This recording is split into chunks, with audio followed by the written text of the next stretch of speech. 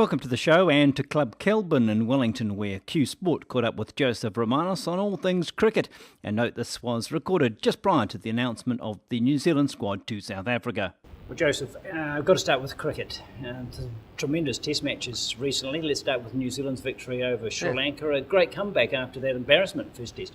Yeah, wasn't it? I thought that was very good application by Taylor and Williamson to bat so well. Make sure New Zealand got a good first innings score, good half century by Flynn, who needed runs. And then in the second innings, Taylor again and Todd Astle, when we really were just hovering a bit, batted very well. So that was good. The pace bowlers were good.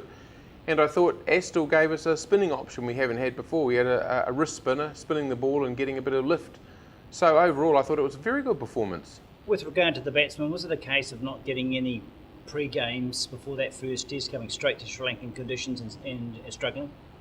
Well, there's no doubt about that. I mean, gosh, in the old days when they had tours, they'd have 7 or 8 first-class games, 10 sometimes. And now it's like you wake up in Dunedin or Auckland on Monday and your test match starts on Thursday sort of thing. So it is very difficult. And it's not like the New Zealand team is brimming with batting talent, so they're going to need everything going for them. And that was a difficult situation.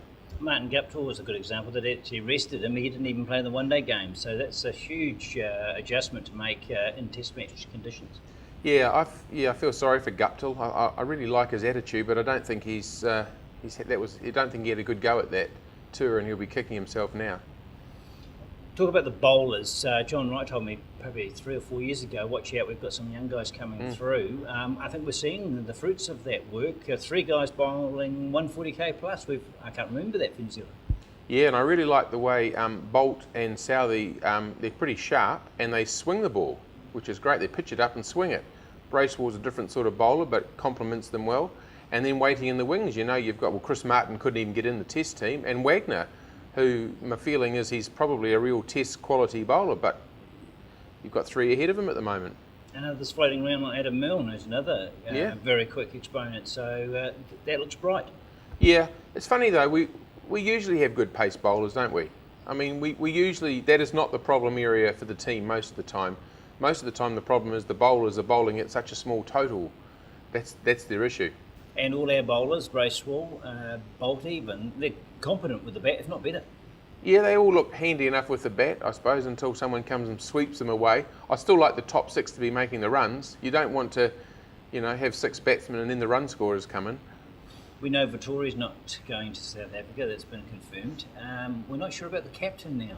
What's your take on what's going on behind the scenes there? Taylor's just won a test. He now seems to be in jeopardy. This is typical New Zealand cricket, isn't it? They have their best day for a while, and then they go and shoot themselves. I don't know how you do it, but they've shot themselves in the back, I think, because they weren't looking. Taylor captained that team really well in the second test, and you think, maybe he's just coming into the captaincy, because actually Stephen Fleming was a pretty ordinary captain for the first 2 or 3 years of his captaincy reign as well, and became such a good leader later. So you think, well, maybe Taylor's just coming into it. But there are moves afoot in that camp. It's not a happy camp. He was asked to stand down from the captaincy before that tour of Sri Lanka, apparently by the coach, Mike Hessian, and declined vigorously. And he's been asked again. And, as we do this interview, Tom, I don't know where it will finish up, but I know that he won't be the captain in all forms of the game, for sure. A couple of things there. He's batted so well since he's been captain. He's taken that responsibility well. So he's averaging 50 with the bat since he became the captain. I mean, we really hardly have a Test cricketer in our history who's averaging 50. So that's terrific. And look at Brendan McCullum. I mean, a fine player, but again, not someone who's captained a lot. So we're not replacing perhaps him with someone that's experienced in the role. Yeah, it's funny about McCullum. Everyone says he should be the captain and he's spontaneous and so on. I haven't seen anything that made me think he would be a better captain than Taylor, and I'm really disappointed with his batting in first class in Test cricket. I just don't. For a guy that's batting at the very top of the order, he's not going on and making big scores often enough. I don't think he's winning us any games. Nothing against his batting in the shorter forms of the game, but in Test cricket, I think he's disappointing. Lots of political factions in the sport, isn't there? We've got Stephen Fleming, I think, is McCullum's manager. Yeah, there's no division of opinion. No, I mean, Martin Crowe is Ross Taylor's mentor. I mean, everyone's linked with someone. It's awful, really. And then in the background, you've got John Wright, the former coach, probably got a bit to say. I really feel like Chris Moeller, who's the chairman of New Zealand Cricket's board, should review New Zealand cricket, not worry about swimming too much. It's time New Zealand Cricket's board was reviewed, because this is a terrible situation that's taken over the shop window of the sport in New Zealand. And we're quite competitive at the moment. I know it's a short-term success, but we've got something to build on. If they're in disarray, they're not going to do that. It's funny, isn't it, Tom? We've won 4 test matches in the last 12 and a half months, really in the last year. In the entire decade of the 1970s, we won 3. In the entire decade. I mean, I know they haven't been great, but they've won 4 in a year. So there is some stuff to build on, and there's some good players there. And you've got to say that Australia, Sri Lanka in Sri Lanka, exactly. are tough tasks. Yeah, exactly. Yeah. In fact, I think in the 1970s, we won 3 test matches, and all 3 were at home. Right. So there you go. All right, let's look at some of the other test matches, which have been wonderful to watch. South Africa, Australia, first of all. Australia dominated that series on good batting tracks, but when it came to the decider, the South Africans stepped up. Yeah, in the first test, South Africa dominated the first part of it, and Australia fought back well, so that's fair enough to have that as a draw. Australia totally dominated the second test, but didn't put them away. Did not have a spin bowler that could win that game for them at the end of the match, and South Africa were far too good in the third test. So I felt that overall, South Africa deserved to shade them in the Test series and deserved to be the number 1 team in the world. Well, they've gone there twice and won twice, 2 series, which is, I think that says it all, doesn't it? Yeah, they are a very good team. I mean, they've got a good pace attack. They've got fantastic batting. They field well. They're just short of a spinner, really. Does this, you mentioned batting averages. People have said to me, well, today they're inflated because you play Bangladesh, you play Zimbabwe, but you're also playing South Africa, you're playing full-strength Australian team, so does it balance itself out over time? Well, my father would say it doesn't. He used to say, John Reid, for instance, had to go and bat against Tyson, Truman, Statham, Bailey, then Adcock and Heine, and then the spinners in India and Pakistan. And he said, where was the easy games? We were the only easy team, and they weren't batting against themselves. So people of that era would say it's not quite balancing itself out. Probably there's a few easier runs still with Bangladesh and Zimbabwe than what there were 30 years ago. It was good by Ricky Ponting, fantastic player, and a good time to go because he had come to the end of his run. Yeah, I really felt he was winding down for about the last 3.5 years. I mean, he was averaging 59.99 in Test cricket at his peak, and now he's down to just 52.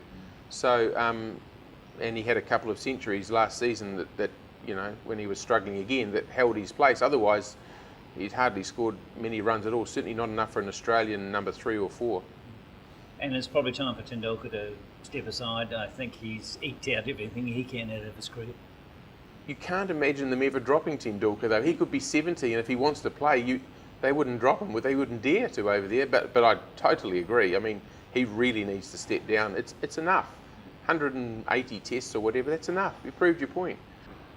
Let's talk about Jacques Kallis. I think he seems to be underrated as an all-rounder. Surely I can struggle to think of any better in history. Yeah, well, I mean, he's at the very top level of all-rounders in history. If you really compared him talent for talent with Sobers, possibly Sobers comes out ahead. They're batting it both brilliantly, and Sobers is bowling 3 sorts of deliveries, finger spin and wrist spin and pace, and both good fieldsmen. It's possible you'd put Sobers ahead, but everybody else, Kallis is far ahead. I mean, he's taken just under 300 Test wickets, and he's about the 3rd highest run scorer in Test history. It's fantastic, and as you say, he's under the radar the whole time. I looked at the all-time great averages when Ponting retired, and 50 to 60 is a good average. Don Bradman at 99, uncovered wickets, completely different preparation. For someone to have still had a record 60 years later by such a clear margin, is there any comparison in any other sport? No. I saw a university professor do a study of this, and I think he was talking about Heather Mackay in squash, who was far ahead, and Walter Lindrum in snooker and so on. But Bradman was like another 40 or 45% further ahead again than everybody else he could think of. I mean Bradman, honestly, 99, he's averaging 2. He's like 2 batsmen, isn't he? He's like 2 guys averaging 50. It's fantastic. Well, he's 50 above Ponting. And yeah. These are the greats of all time, and he's He's like double them. And he didn't have the nutrition. It wasn't. Was he professional? No. He became a stockbroker. He worked in a sports shop, then he was a stockbroker. And he's using a smaller bat because they didn't have those big trees that they bat with now. Much bigger boundaries. And no protective gear. No gear at all. Just a box, not even a thigh pad. He said he wore a thigh pad once in his whole career. Incredible, isn't it? I'm glad you brought him up.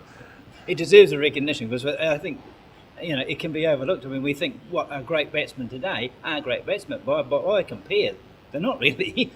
Well, they are great. They are really great. Callis is a great batsman. He's averaging 57 and a half. He's great. But then Bradman is just in another stratosphere again.